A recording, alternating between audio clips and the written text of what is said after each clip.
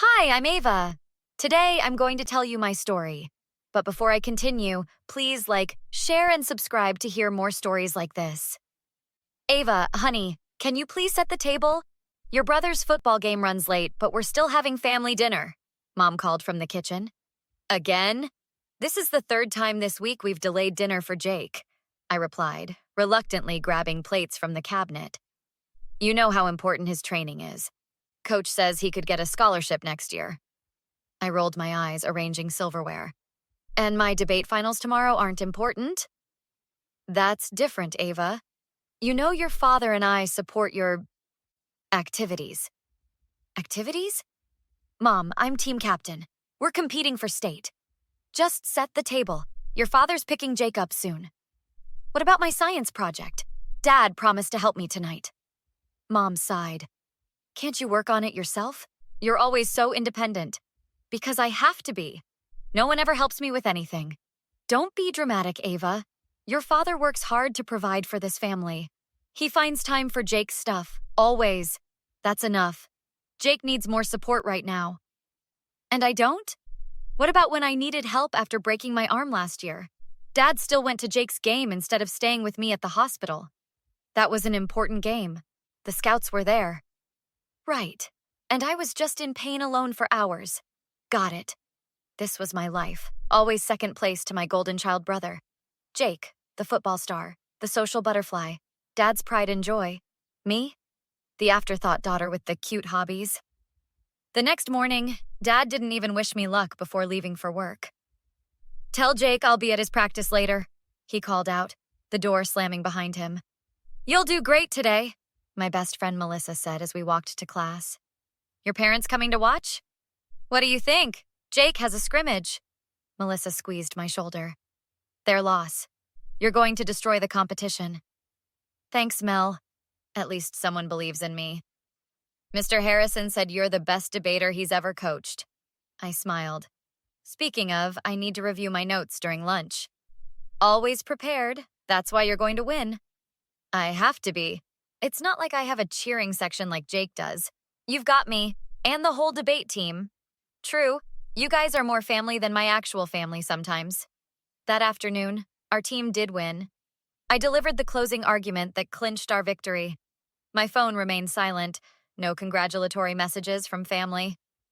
Want to celebrate with us? Melissa asked. Can't. I promised to help Jake with his English paper. Again? Ava, you need to stand up for yourself. I shrugged. It's fine. I'm used to it.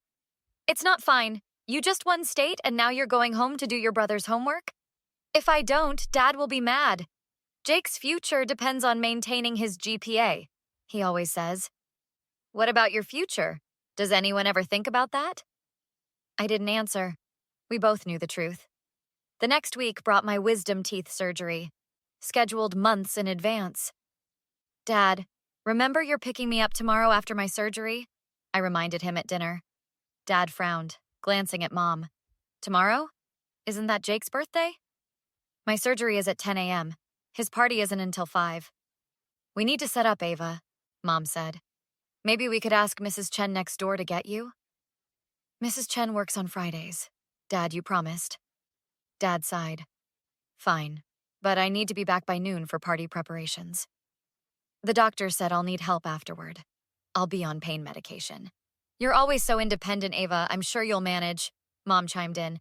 Unbelievable. If this were Jake... But it's not, Dad interrupted. And tomorrow's his big day. The next morning, Mom drove me to the clinic, checking her watch repeatedly. I need to pick up Jake's cake by 11. Your dad will be here for you.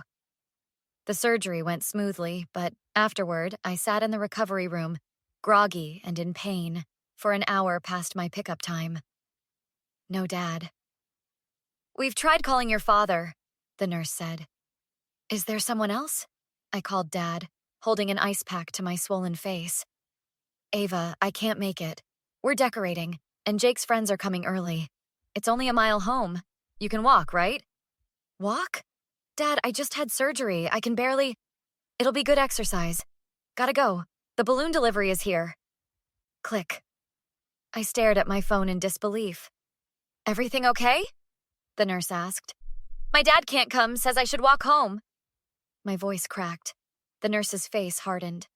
That's not appropriate after sedation. Let me call someone. It's fine, I mumbled, embarrassed. I'll figure it out. I stumbled home that day, disoriented and in pain, tears streaming down my face. When I arrived, the house was buzzing with party preparations. Nobody noticed me slip upstairs. There you are. Mom spotted me hours later. Could you help with the gift bags? I just had surgery, I mumbled through gauze. Don't be dramatic, Ava. It's your brother's special day.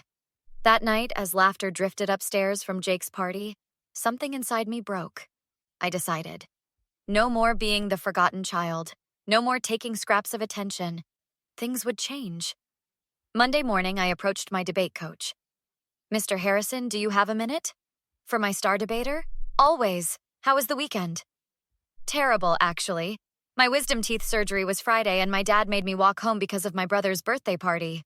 Mr. Harrison's friendly expression turned serious. He what? Made me walk home, while I was still on pain medication. Ava, that's neglect. Have your parents always treated you this way? I nodded slowly. Jake's the priority. Always has been. You should talk to Mrs. Rodriguez, our counselor. And say what? My parents play favorites? Yes, exactly that. This isn't okay, Ava. They'll just say I'm jealous or being dramatic. They always do. Not if there's a pattern. We need documentation. There's definitely a pattern. It's my whole life. That afternoon, I sat in Mrs. Rodriguez's office, recounting years of being sidelined. I can speak with your parents, she offered. They'll just deny it. Dad will charm you like he does everyone. Then we document, start keeping records, times, dates, incidents. For weeks, I logged every instance. Missed academic awards, canceled doctor appointments for Jake's games, uneven allowances, different curfews. This is quite a pattern, Mrs. Rodriguez said, reviewing my notes. What do I do? First, we try mediation. If that fails, we consider other options. The mediation was scheduled for a Wednesday afternoon. Dad canceled. Jake's college recruiter is visiting, he explained to Mrs. Rodriguez over the phone. Surely you understand this takes priority. I watched Mrs. Rodriguez's expression darken as she replied, Actually, Mr. Wells, I don't understand prioritizing one child over another. My next ally came unexpectedly, Aunt Sarah, Dad's sister, who visited for Thanksgiving. You walked home after surgery? She repeated, horrified when I told her. It wasn't a big deal, I said automatically. It's a huge deal, Ava. Does your grandmother know? No one knows except my school counselor. Aunt Sarah's eyes narrowed. Robert always was the golden child. Now he's creating another one. What do you mean? Your father was Dad's favorite. I was invisible, just like you are now. History repeating itself. So there's nothing I can do? Oh, there's something. Call Grandma Wells. She controls the family money, and she has very strong opinions about parental responsibility. That evening, I overheard her confronting Dad. Making your daughter walk home after surgery? What kind of father does that? She was fine. You're overreacting. Am I? Tell that to Grandma. I'm sure she'd love to hear how her favorite grandson treats his daughter. Don't you dare tell Mom. Give me one reason why I shouldn't. Sarah, this is my family. Stay out of it. Like you all stayed out of my business when I needed help? No, Robert. It's time you faced consequences. The next day, Grandma called. Dad's face paled as he took the call. Mom, it wasn't like that. Yes, I know responsibility is important. No, I don't favor Jake. After an hour, he hung up, glaring at me. Did you tell Sarah about your surgery day? Yes. Was I supposed to lie? You're making a mountain out of a molehill. Am I, Dad? Or are you finally facing consequences? 2 days later, Grandma arrived unannounced, her silver hair pulled into a tight bun, her posture impeccable despite her 78 years. Robert, she said coolly, we need to talk. Ava, Jake, upstairs, please. We couldn't hear everything, but the phrases disappointed, appalled, and your father would be ashamed floated upstairs. What's happening? Jake asked. Accountability, I replied. Later that night, Grandma knocked on my bedroom door. Ava, dear, I owe you an apology. I didn't see what was happening. It's not your fault, Grandma. No, but I enabled it. Robert was always favored by his father, and I never corrected that imbalance. Now he's repeating the pattern. What happens now? Changes, starting with your college fund. The next morning, Grandma assembled the family in the living room. I've made some decisions, she announced. The college fund I established for Jake will now be split equally between both children. Dad's jaw dropped. Mom, Jake needs that for what, Robert? Does Jake deserve education more than Ava? Of course not. But his football scholarship is not guaranteed. And even if it were, Ava deserves equal support. This isn't fair, Jake protested. Grandma fixed him with a steely gaze. Life rarely is, Jacob. But families should be, Mom spoke up. We've always supported both children equally. Really? I challenged. When's the last time you attended one of my debates? Or congratulated me on a win? We've been busy with Jake's schedule, I know. Grandma continued. Additionally, I'm establishing a trust specifically for Ava that will help her with graduate school, should she choose to attend. Robert will not be the trustee.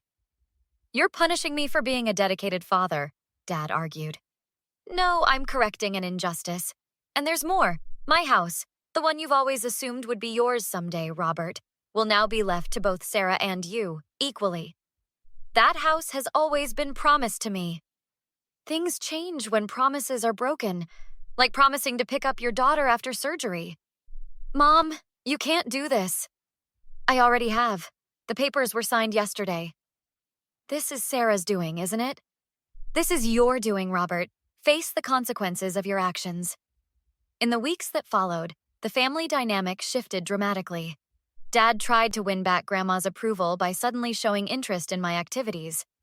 I can make your next debate, he offered one evening. Don't bother. Mr. Harrison's parents are coming. They never miss one. Jake, facing the prospect of competing for resources, grew resentful. You just had to play the victim, didn't you? I didn't play anything, Jake. I just finally spoke up. Now Dad's on my case about grades and independence. Welcome to my world. Mom tried to mediate, unsuccessfully. Can't we go back to how things were? You mean where I didn't matter? No, we can't. The final blow came when Dad's annual bonus, traditionally spent on Jake's summer sports camps, was redirected. Your father and I have decided to use the bonus differently this year, Mom announced at dinner. We're sending Ava to the national debate camp she applied for. Dad stared at his plate. And we'll attend the final presentation day. Don't strain yourselves, I replied. Ava, we're trying here, Dad said. After Grandma threatened your inheritance. Funny how that works. That's not fair. Neither was making me walk home with blood-soaked gauze in my mouth. Gradually, real changes emerged. Dad started attending my events. Mom began asking about my interests. Jake learned to do his own homework. By senior year, college acceptance letters arrived for both Jake and me. His football scholarship materialized, smaller than expected. My academic scholarship exceeded everyone's expectations. Harvard, Dad whispered, holding my acceptance letter. Full ride? Yes, Mr. Harrison helped with my application. I should have been there for you more. Yes, you should have. Can you ever forgive me? He asked. I looked at him directly. No, I don't think I can.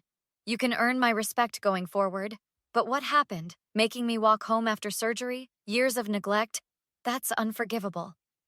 Ava, I don't need your apologies, Dad. I needed a father who showed up. Now, I just need you to live with the consequences of your choices. At graduation, I delivered the valedictorian address. Grandma beamed from the front row. Dad and Mom applauded loudly, their new normal, trying to make amends. Afterward, Jake approached me. I never realized how bad it was for you. You weren't supposed to. You were enjoying the spotlight. For what it's worth, I'm sorry. I don't blame you, Jake. You were a kid, too. That fall, I left for Harvard. Dad tried one last time to apologize as he helped carry my luggage to the car. I was a terrible father to you, Ava. I see that now. Yes, you were. And now you get to spend the rest of your life knowing that I succeeded despite you, not because of you. Will we ever be okay? We'll be cordial. We'll be family by blood. But the father-daughter relationship you wanted? That died on the sidewalk as I stumbled home alone after surgery. Today, 5 years later, I'm thriving. Harvard law degree in hand, prestigious clerkship secured. Dad calls weekly, still seeking absolution I won't give. Mom sends care packages with notes saying she's proud of me. Too little, too late. Jake and I have a cautious relationship. He's coaching high school football now, more humble after his college sports career fizzled. Grandma, my unexpected champion, visits me regularly. You know, she told me recently, revenge isn't about making others suffer. It's about reclaiming your worth when others devalued it. As for me, I've learned that sometimes the best revenge isn't some elaborate scheme. It's simply thriving while maintaining healthy boundaries with those who hurt you. It's refusing to forgive when forgiveness isn't earned. It's walking away, not stumbling home in pain, but striding confidently toward a future you built yourself. So let me ask you this. Have you ever had to choose between forgiving someone who hurt you deeply or moving forward without them in your life? What did you choose?